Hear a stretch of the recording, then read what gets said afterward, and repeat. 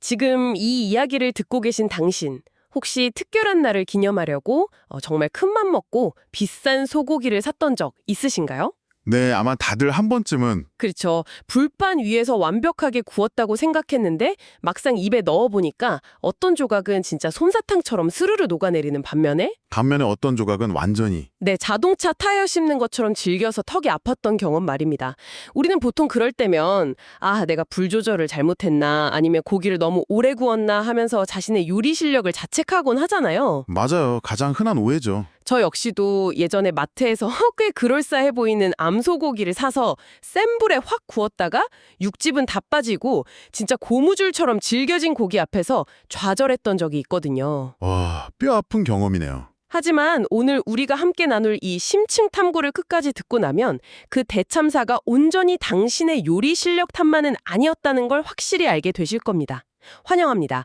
오늘 우리가 집중적으로 해부해볼 문헌들은 바로 고기의 질김과 부드러움, 그리고 씹을수록 배어나오는 그 깊은 맛의 정체를 밝히는 조리과학과 생물학 연구들입니다. 네, 아주 흥미로운 자료들이죠. 오늘의 미션은 바로 당신의 식탁 위 그 고기의 식감 뒤에 숨겨진 완벽하고도 치밀한 생물학적 비밀, 결합 조직과 콜라겐의 세계로 깊숙이 들어가는 것입니다. 자, 준비되셨나요? 네, 사실 우리가 흔히 주방에서 마주하는 고기의 질감이나 요리 팁들이 그냥 단순히 요리의 영역이 아니거든요. 그럼요. 이게 사실은 동물이 거친 자연환경 속에서 살아남기 위해 진화시켜온 아주 처절한 산존의 서사라는 점이 이번 문헌들의 가장 매력적인 부분입니다.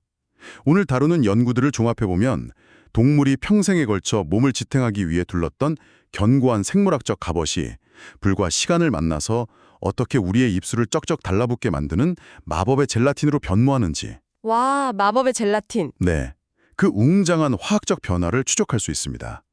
이 과정을 이해하고 나면 단순히 고기를 굽는 행위 자체가 생물학적 구조를 재배치하는 고도의 과학 실험처럼 느껴지실 겁니다. 자, 하나씩 풀어볼까요?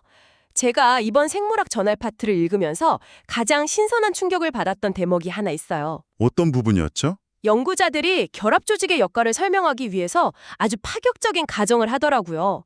만약 동물 시스템에서 이 결합 조직이라는 뼈대이자 접착제를 단 1g도 남김없이 싹 제거해버린다면 그 슬라임 비유 말씀이시군요. 맞아요. 그 동물은 뼈에 붙어 있는 근육 형태를 전혀 유지하지 못하고 마치 슬라임처럼 바닥으로 주르륵 흘러내리고 말 거라는 묘사였습니다.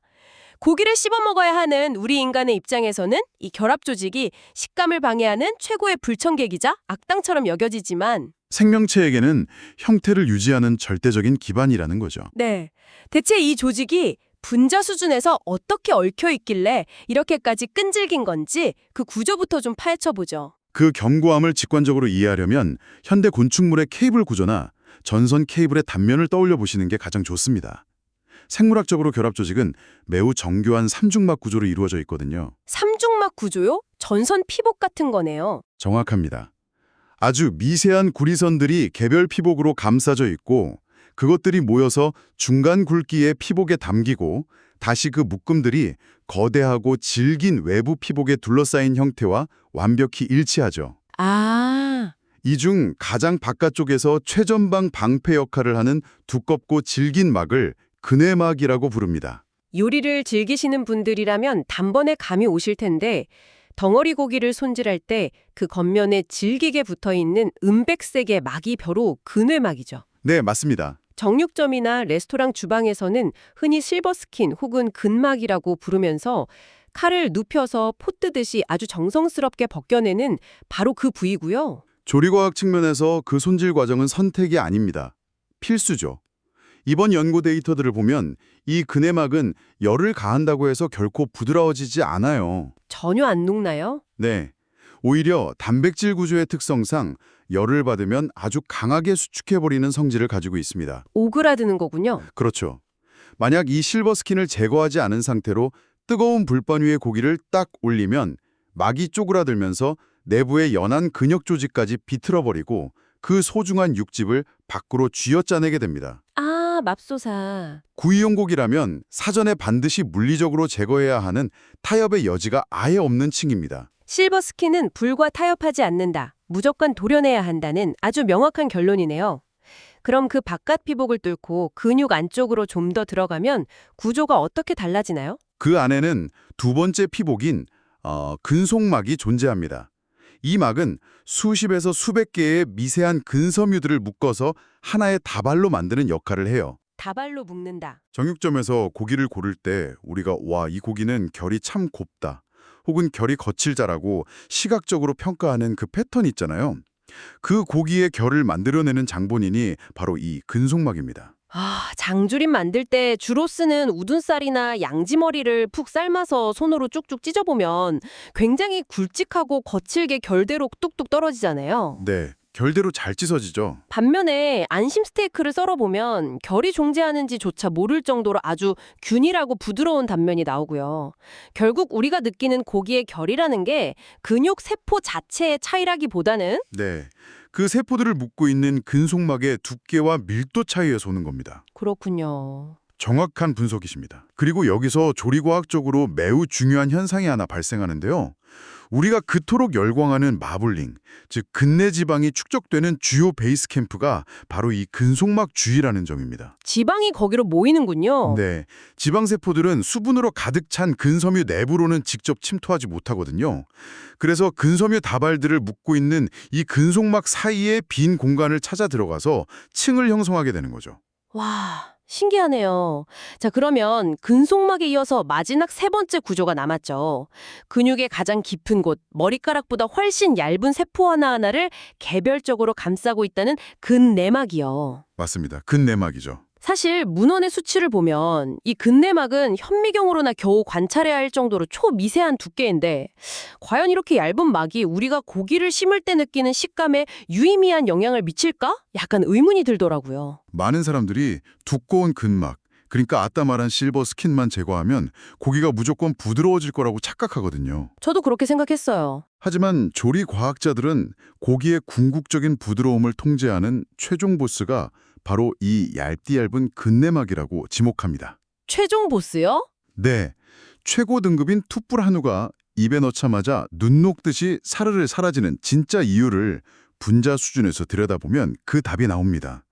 단순히 지방이 녹아서 기름지고 고소한 맛을 주기 때문만이 아니에요. 그럼 또 다른 이유가 있나요? 그 축적된 지방세포들이 미세한 근내막 사이사이를 물리적으로 비집고 들어가서 팽창하면서 원래라면 촘촘하고 단단하게 결속되어 있어야 할 단백질 조직을 아주 느슨하게 벌려놓은 성타를 만들기 때문입니다.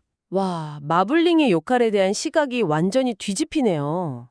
지방이 단순히 맛의 윤활유 역할만 하는 게 아니라 근육세포들을 감싸는 그 미세한 막의 구조 자체를 물리적으로 파괴하고 헐겁게 만들어버리는. 일종의 해체 작업이죠. 네, 일종의 해체 작업을 미리 해둔 셈이군요. 우리가 비싼 돈을 주고 원 플러스 플러스 마블링을 사는 건 사실 이 생물학적 결속력을 해체해놓은 대가를 지불하는 거였어요. 아주 정확한 표현입니다. 자, 여기서부터 진짜 흥미로워집니다.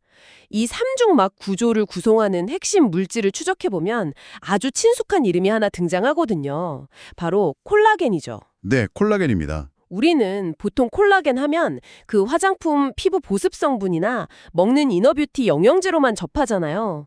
그런데 문헌에 묘사된 근육 속 콜라겐의 성질은 피부 미용과는 완전히 거리가 멀어 보였습니다. 생물학적 관점에서 근육 내의 콜라겐은 미용 목적의 그런 낭만적인 물질이 아닙니다.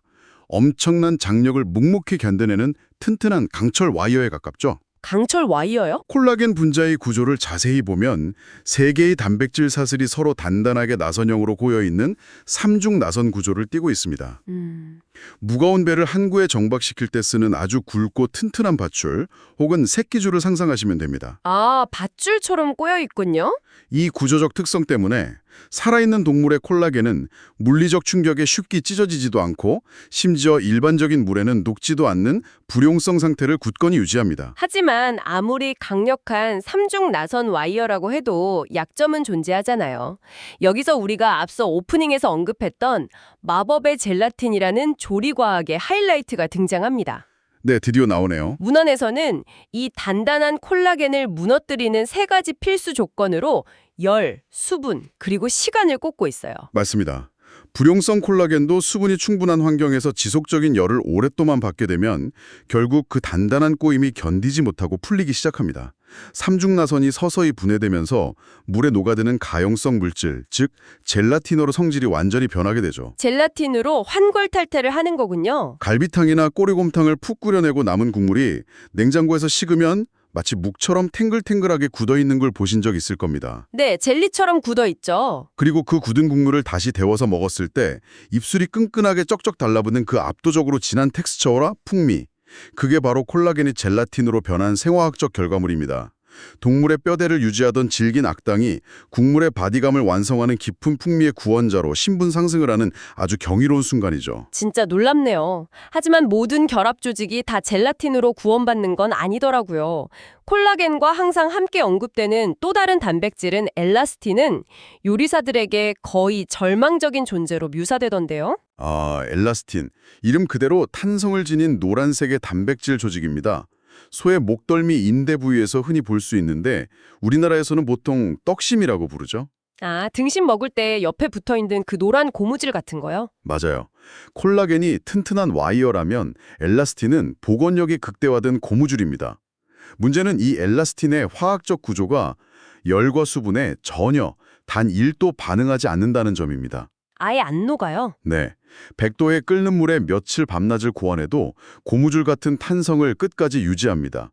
그래서 주방에서 엘라스틴이 포함된 부위를 다룰 때는 요행을 바라지 말고 물리적으로 완전히 도려내거나 칼로 아주 미세하게 다져서 끊어내는 것 외에는 과학적 해결책이 아예 없습니다. 와, 콜라겐은 시간과 정성으로 달래서 어떻게든 내 편으로 만들 수 있지만 엘라스틴은 처음부터 싹을 잘라내야 하는 녀석이군요. 자, 그럼 여기서 이 문헌들이 제시하는 가장 흥미로우면서도 핵심적인 생물학적 미스터리로 넘어가 보겠습니다. 좋습니다. 아마 지금 듣고 계신 여러분이 가장 궁금해하실 텐데요. 태어난 지 얼마 안 된 송아지 고기는 살짝만 익혀도 입에서 사르르 녹습니다. 반면 수년간 밭을 갈거나 초원을 누빈 늙은 소의 고기는 타이어처럼 질기죠. 확연한 차이가 있죠. 우리는 흔히 생각할 때 나이가 들어서 근육을 많이 쓰다 보니 결합 조직의 양이 많아져서 질겨진 거겠지라고 짐작하잖아요. 하지만 문헌의 분석은 우리의 상식을 완전히 뒤집어 버립니다. 여기서 흥미로운 점은 생물학이 주는 반전이죠. 네, 콜라겐의 절대적인 양 자체만 측정해보면 오히려 폭발적으로 신체로 확장하고 뼈대를 성장시켜야 하는 어린 송아지의 근육 속에 콜라겐이 더 많이 분포하는 경우가 흔합니다. 양은 오히려 송아지가 더 많다고요. 네. 그런데도 송아지는 연하고 늙은 소는 질깁니다. 다시 말해 고기의 식감을 결정짓는 진짜 범위는 콜라겐의 양이 아니라 그 콜라겐들이 서로 묶여있는 방식, 즉 화학적 결속력의 질이라는 의미입니다. 이 차이를 만들어내는 핵심 원리가 바로 조리과학에서 가장 중요하게 다루는 가교결합입니다. 가교결합, 분자와 분자 사이를 다리처럼 연결한다는 뜻인데 이 결합의 방식이 나이에 따라 완전히 달라진다는 연구 결과가 정말 흥미로웠어요. 어린 동물의 콜라겐 분자들은 주로 수소결합이라는 비교적 아주 약한 힘으로 연결되어 있습니다. 손으로 쉽게 쓱 풀 수 있는 느슨한 매듭 같은 상태죠. 네. 그래서 내부 온도가 60도에서 65도 정도만 되어도 열 에너지를 이기지 못하고 결합이 툭 끊어지면서 순식간에 젤라틴으로 녹아내립니다. 하지만 동물이 나이를 먹고 성장이 딱 멈추면 생물학적 우선순위가 바뀝니다. 생존으로 바뀌는 건가요? 맞습니다. 무거워진 체중을 안정적으로 지탱하고 신체를 굳건히 유지하기 위해 콜라겐 구조를 전면 재편성합니다. 이때 콜라겐 분자들 사이에 케토이민이나 피리디놀린과 같은 아주 강력한 공유결합 물질들이 생성되어서 분자를 단단히 결속시킵니다. 이것이 바로 성숙한 동물의 가교결합입니다. 수소결합이 밧줄을 대충 묶어둔 거라면 나이든 동물의 이 가교결합은 강철 파이프들을 용접기로 지져서 아예 한 덩어리로 꽝꽝 붙여버린 것과 같다는 비유가 딱 맞아떨어지네요. 완벽한 비유입니다. 강철로 용접을 해놨으니 웬만한 연로는 어림도 없겠네요. 정확합니다. 공유결합은 화학적으로 매우 안정적이고 강력한 결합이기 때문에 100도로 팔팔 끓는 물에 넣어도 쉽게 끊어지지 않거든요. 아, 그래서 아까 오프닝에서 제가 값싼 늙은 암소고기를 프라이팬에 센 불로 확 구웠다가 고무 타이어를 연성했다고 말씀드렸잖아요. 그게 제 요리 솜씨가 부족해서가 아니라 피할 수 없는 생화학적 대참사였네요. 네, 스스로를 자책하실 필요가 없습니다. 늙은 소의 그 촘촘한 가교결합 콜라겐에 고열을 팍 가하면 젤라틴으로 녹아내리기는커녕 오히려 열수축 반응이 일어나면서 그 강철 와이어들이 확 오그라들게 되는 거죠. 맞습니다. 근섬유를 강하게 옥죄면서 그 안에 있던 소중한 육즙을 마치 스펀지 짜듯이 밖으로 다 쥐어짜버린 거고요. 결국 겉은 수분이 다 날아가서 바싹 마르고 속은 퍽퍽한 고무줄 덩어리가 탄생하는 애초에 실패할 수밖에 없는 완벽한 메커니즘이었어요. 불융성 가교결합이 가득 찬 성숙한 동물의 고기를 건열조리, 그러니까 수분 없이 뜨거운 불판에 짧게 굽는 방식은 고기 내부의 물리화학적 구조를 완전히 무시한 생물학을 정면으로 거스르는 요리법입니다. 그래서 이게 다 무슨 의미일까요? 우리는 대체 이 가교결합의 저주를 어떻게 풀어야 할까요? 고기를 사랑하는 분들이라면 누구나 질긴 고기를 부드럽게 만들기 위해 마법의 단어 하나를 떠올리실 겁니다. 아, 숙성이요? 네, 바로 숙성이죠.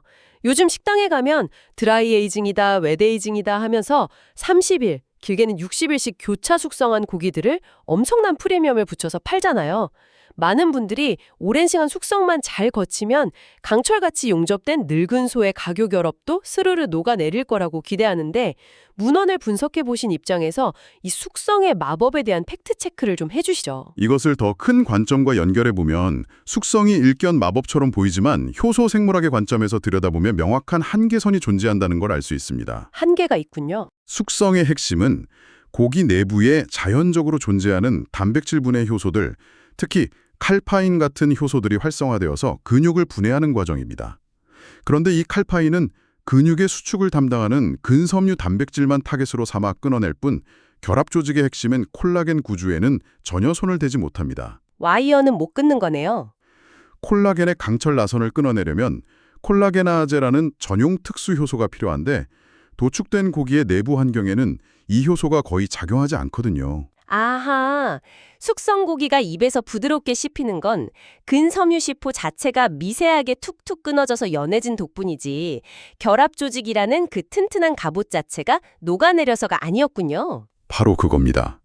드라이 에이징을 60일 동안 완벽하게 해낸 고기라도 그 안에 들어있는 두꺼운 근속막이나 실버스킨은 여전히 질긴 고무줄 상태 그대로입니다. 단, 한 가지 흥미로운 예외적 현상은 존재하긴 합니다. 어떤 예외죠? 진공 포장 상태로 아주 오랜 기간, 보통 4주 이상 길게 웨트 에이징을 진행할 경우인데요.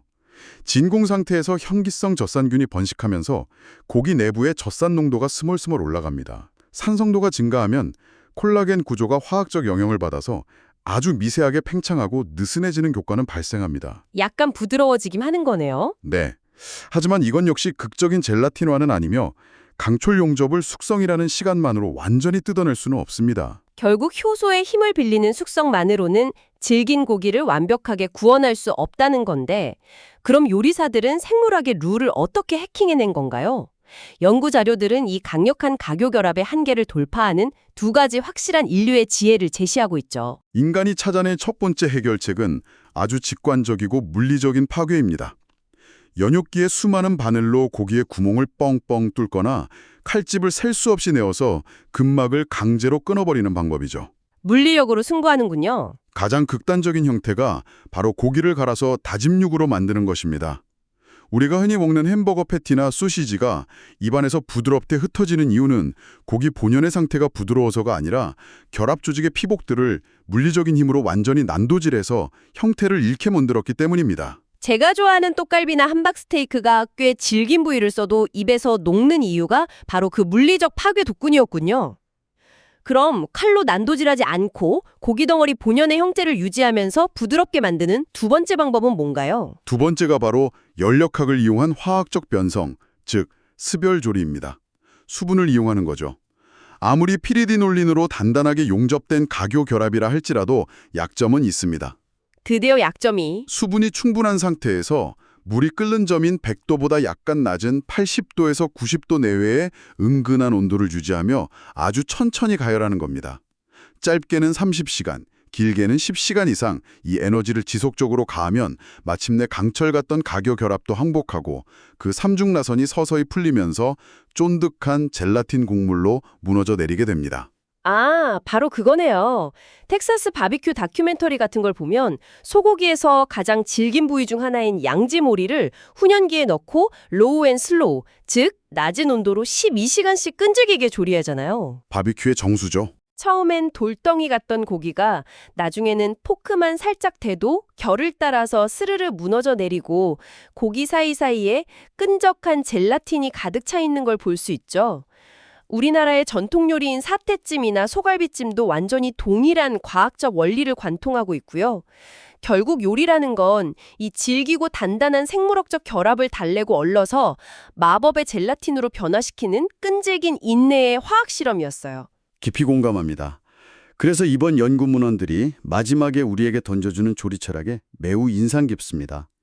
연한 송아지 고기나 마블링이 화려한 부위는 우리에게 부드러움이라는 즉각적인 쾌락을 주지만 늙은 동물이 오랜 세월 무거운 몸을 이끌고 생존하며 축적해온 단단한 가교 결합 속에는 젊은 동물이 절대 가질 수 없는 압도적으로 진한 육향과 깊은 맛의 성분들이 농축되어 있습니다. 깊은 맛의 비결이었군요. 결합 조직은 무조건 싸워서 없애야 할 적이 아닙니다.